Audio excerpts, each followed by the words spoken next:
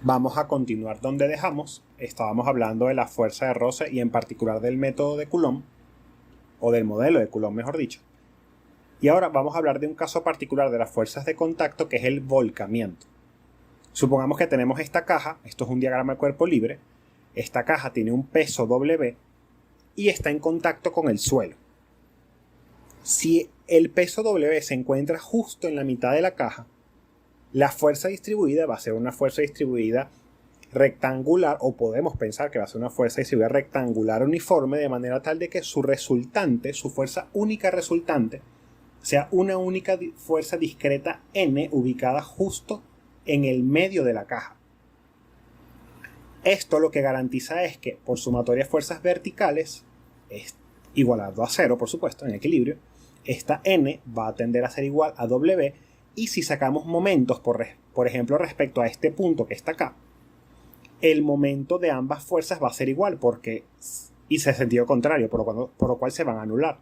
Porque si este brazo es el mismo para ambas fuerzas, y ambas fuerzas ya dijimos que valen lo mismo, el momento respecto a este punto de ambas fuerzas también va a ser el mismo y se van a cancelar. Esas son las dos condiciones que necesitamos para garantizar el equilibrio. Ahora, ¿qué sucede si aplicamos una fuerza de empuje en un extremo de la caja? Lo que va a suceder es que va a aparecer en primer lugar una fuerza de roce oponiéndose a esta fuerza de empuje, pero adicionalmente va a pasar otra cosa.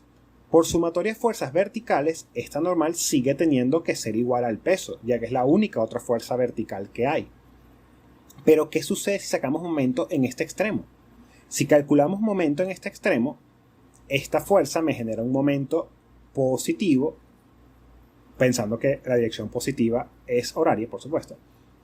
El peso, W, me genera un momento positivo, nuevamente, o en el mismo sentido que la fuerza de empuje, pero esta es la única fuerza, N es la única fuerza que se opone a estas dos, cuyo momento se opone al momento de estas dos fuerzas. Ya vimos aquí que ambas fuerzas por sumatoria vertical tienen que ser iguales. Pero resulta ser que si yo pongo esta fuerza justo en la mitad, el momento va a ser el mismo que el de W, pero no el de F. Es decir, N solo contrarrestaría W si yo la pongo justo en la mitad, no contrarrestaría F. Para yo poder garantizar que el equilibrio se mantenga, yo tengo que alejar N del centro, tengo que alejarlo más del punto donde estoy sacando momentos. Eso con la finalidad de garantizar que el brazo sea mayor y yo pueda en efecto vencer tanto el momento del peso como el momento de la fuerza F. Incluso puedo llegar al extremo de que si yo aumento, si yo incremento esta fuerza F, yo pudiera tener la normal producida por el piso casi en el extremo del bloque única y exclusivamente. Bajo ese escenario en el que la fuerza N se acerque mucho al extremo del bloque, se tiene una cosa que se conoce como volcamiento inminente, que es el caso en el que el bloque está a punto de ceder, a punto de volcar. Entonces, un cuerpo cualquiera puede perder el equilibrio por deslizamiento, pero también por volcamiento. Estas dos condiciones son independientes. Se puede tener volcamiento sin tener deslizamiento y viceversa. Y son dos formas diferentes de perder el equilibrio. Si se incrementa F hasta que delta se encuentre en el extremo del bloque, es decir, si se incrementa F hasta que este valor de delta llegue hasta acá, hasta el extremo, o sea, la fuerza N esté aplicada aquí en el extremo, se tendrá una condición de volcamiento inminente.